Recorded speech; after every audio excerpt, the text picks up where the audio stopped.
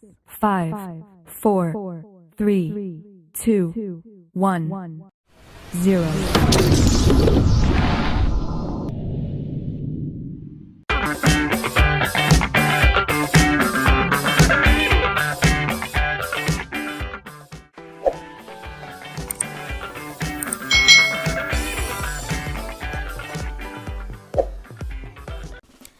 Hai hai hai, selamat datang di channel YouTube Kak Citra. Apa kabar adik-adik semuanya? Kak Citra berharap kalian dalam keadaan yang baik, sehat, dan siap untuk belajar ya. Hari ini kita akan belajar bersama-sama untuk mata pelajaran tematik kelas 3. Kita belajar di tema 6, energi dan perubahannya, subtema 2, perubahan energi, pembelajaran yang keempat. Mari adik-adik kita belajar dengan penuh semangat ya. Adik-adik, pada pertemuan yang lalu, Lani dan teman-teman sudah berlatih gerakan. Gerakan berjalan, meliuk, dan mengayun mengikuti irama. Hari ini mereka akan mengulang gerakan tersebut. Alat yang digunakan kali ini adalah lembing. Mereka memperhatikan gerakan yang ditunjukkan oleh guru olahraganya. Kalau pada pembelajaran sebelumnya kita sudah belajar menggunakan pita, lalu menggunakan simpai dan menggunakan bola. Nah, kali ini kita akan menggunakan kepingan lembing adik-adik. Nah, ini adalah kepingan lembingnya. Perhatikan petunjuk berikut ini. Lakukan pemanasan terlebih dahulu sebelum kalian berolahraga. Sediakan bola plastik atau lembing ya adik-adik ya, dan ikuti urutan gerakan seperti pada gambar ini. Jangan ragu-ragu saat melakukan gerakan. Tubuh yang bergerak secara rutin akan terjaga kesehatannya. Adik-adik, selain olahraga secara rutin, kalian harus makan dan minum yang bergizi. Gizi yang terkandung di dalam makanan itu membuat tubuhmu sehat dan berenergi. Ketika tubuhmu sehat, tidak akan terasa lemas dan lemah. Tubuh yang sehat mampu melakukan kegiatan yang bermanfaat. Makanan yang baik untuk kesehatan tubuh adalah buah-buahan adik-adik. Orang yang berjasa dalam menyediakan buah-buahan adalah para petani. Nah, para petani ini bekerja keras mengeluarkan energi agar buah-buahan yang ditanam itu berbuah dengan lebat. Tanaman tersebut dirawat dan diberi pupuk. Dengan demikian, tanaman akan tumbuh subur. Tanaman membutuhkan waktu lama hingga buahnya siap dipanen. Setelah panen adik-adik, petani akan mengangkut dan menjual hasil panennya ke pasar. Semua kegiatan petani ini pasti membutuhkan energi. Oleh karena itu adik-adik, kalian wajib menghargai energi yang sudah dikeluarkan oleh para petani dengan makan buah-buahan. Nah, coba sekarang adik-adik pikirkan baju yang kalian pakai. Mulai ya, baju kita itu mulai dari menanam pohon kapasnya adik-adik. Jadi baju kita ada yang terbuat dari kapas. Nah, pohon kapas itu akan diolah sampai menjadi baju. Ini adalah proses pembuatan baju dari kapas. Pertama, pohon kapas akan ditanam dan dirawat. Setelah itu, kalau sudah tumbuh kapasnya ini adik-adik, kapasnya akan dipanen. Lalu kapas itu akan dipintal ya, dipintal seperti ini, akan menjadi benang ini adik-adik. Nah, benang inilah yang akan digunakan untuk membuat baju atau menjahit baju. Ini proses pembuatan baju dari kapas, dari awal sampai jadilah baju adik-adik. Jadi di sini juga diperlukan energi ya ternyata untuk membuat baju kita. Adik-adik, energi apa sajakah yang dikeluarkan untuk menghasilkan selembar kain? Lalu apa kewajiban yang harus kita lakukan terhadap pakaian yang kita miliki? Nah, ini adalah energi apa saja yang dikeluarkan oleh seorang penjahit saat membuat baju dan apa kewajiban kita terhadap pakaian yang dimiliki.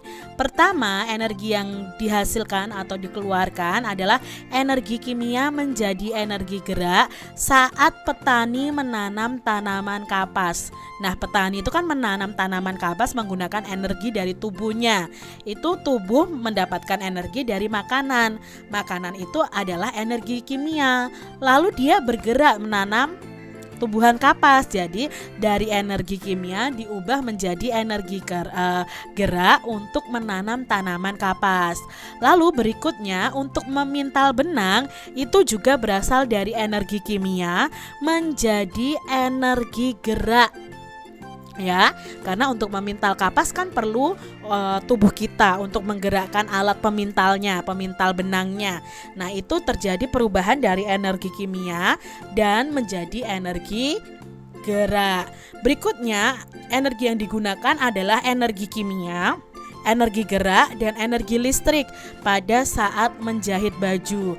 Energi kimia itu berasal dari orangnya ya, yang sedang menjahit. Lalu energi gerak itu adalah energi mesin jahitnya, dan energi listrik adalah energi listrik yang digunakan untuk mesin jahit itu bisa bergerak.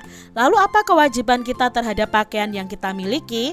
Ya, kita harus menjaga pakaian agar awet, lalu menggunakan pakaian dengan baik, mencuci pakaian jika kotor. Itu kewajiban kita terhadap pakaian yang kita miliki.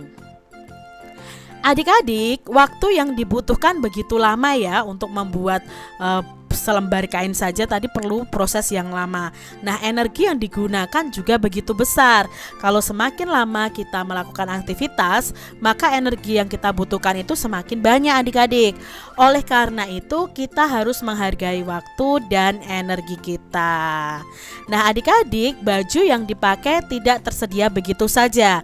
Ada proses yang harus dilalui hingga baju dapat dipakai. Untuk membuat sebuah baju, seorang penjahit itu membutuhkan waktu yang cukup, mulai dari membeli bahan di pasar atau di toko, kemudian bahan dipotong dan dijahit. Setelah itu baju dapat dipakai. Jadi hargailah pakaian yang kalian miliki. Adik-adik, di sini nih ada soal cerita. Bunia pergi ke pasar. Bunia akan membeli bahan untuk menjahit. Dia berangkat dari rumah pukul 08.30. Setelah 45 menit, Bunia ini selesai belanja adik-adik. Dia pun segera pulang. Nah, pukul berapa Bunia pulang dari pasar? Kita gambarkan dengan jarum jam. Nah, untuk menjawabnya, kita tahu bahwa Bunia itu berangkat pukul 8.30 menit. Lalu lama di pasar itu selama 45 menit. Jadi Bunia akan pulang dari pasar pukul berapa? Nah, di sini kita tuliskan 08.30 ditambah 45 menit ya. 0 ditambah 5, 5, 3 ditambah 4, 7, 8 ditambah 0, 8. Jadi di sini pulangnya pukul 8 lebih 75 menit. Tapi tidak ada ya 75 menit itu adik-adik, karena 1 jamnya itu hanya 60 menit. Maka kita ubah di sini pukul 8 lebih 75 menit. Nah, 75 menitnya ini akan kita ubah adik-adik. Jadi pukul 8 ditambah 75 menit itu sama dengan pukul 8 ditambah, nah 75 menitnya ini kita uraikan. 1 jam itu ada 60 menit. Berarti 60 menit ditambah 15. 60 ditambah 15 itu kan 75 adik-adik. Nah, sekarang kita akan jumlahkan. Pukul 8 ditambah 60 menit itu sama dengan 1 jam ditambah 15 menit. Nah, sekarang pukul 8 ditambah 1 jam itu sama dengan pukul 9. Lebihnya 15 menit. Jadi pukul 9.15 menit Ibu Nia sudah pulang dari pasar. Jadi kalau digambarkan dengan jarum jam seperti ini adik-adik, pukul 9 lebih 15 menit. Jarum panjangnya di angka 3. Seperti itu ya adik-adik ya. Mudah ya. Nah, lalu soal selanjutnya. Seorang penjahit bisa menjahit 3 baju dalam sehari. Jadi satu hari bisa menjahit 3 baju. Jika dia harus menjahit 15 baju, berapa hari yang dia butuhkan? Satu hari 3 baju. Kalau 15 baju butuh berapa hari? Nah, caranya adik-adik, dalam satu hari itu ada 3 baju. Lalu 15 baju itu butuh berapa hari? Caranya kita bagi saja 15 baju dibagi 3 baju. Karena satu harinya 3 baju. 15 dibagi 3 itu sama dengan 5. Jadi yang dibutuhkan untuk menjahit 15 baju adalah 5 hari. Soal selanjutnya nih adik-adik, pada hari Senin ibu membawa bahan ke tukang jahit. Ibu ingin menjahit bajunya. Pada hari Sabtu baju tersebut sudah selesai dijahit. Berapa hari waktu yang dibutuhkan untuk menjahit baju ibu? Nah, di sini ibu mulai menjahitkan bajunya di tukang jahit pada hari Senin ya. Lalu hari Sabtu bajunya selesai dijahit. Maka kita hitung dari Senin ke Sabtu itu berapa hari.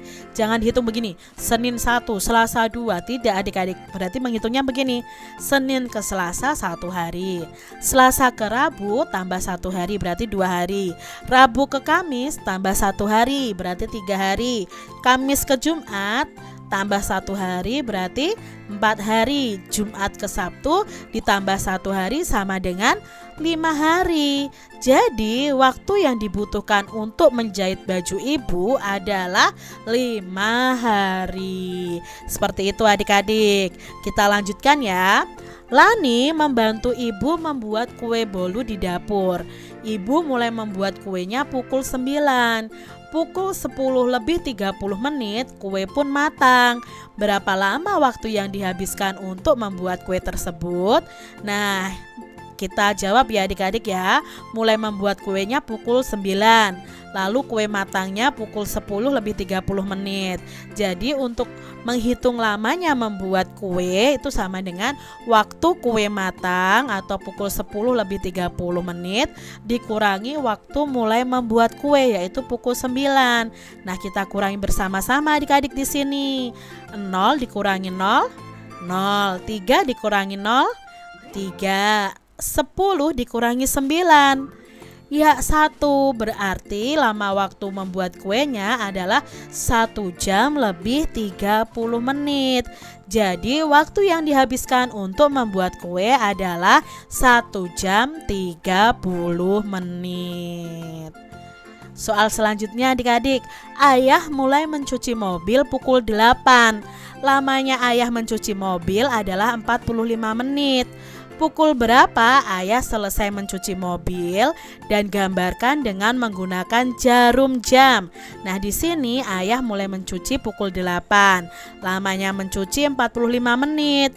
Jadi selesai mencucinya itu sama dengan waktu mulai ditambah lama mencuci. Waktu mulainya pukul 8, lama mencucinya 45 menit.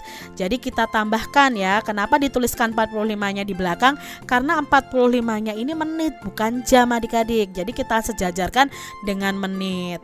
0 ditambah 5, 5. 0 ditambah 4, 4. Lalu kita turunkan karena di sini 00 ya, kita tambahkan berarti 08.45. Berarti selesai mencucinya ayah itu pukul 8:45 menit. Jadi ayah selesai mencuci mobil pukul 8:45 menit. Nah, kita gambarkan ya jarum jamnya pada gambar berikut. Pukul 8:45 menit berarti sudah melebihi angka 30 menit. Jadi jamnya harus di tengah-tengah antara jam 8 dan jam 9. Nah, jarum pendeknya seperti ini ya.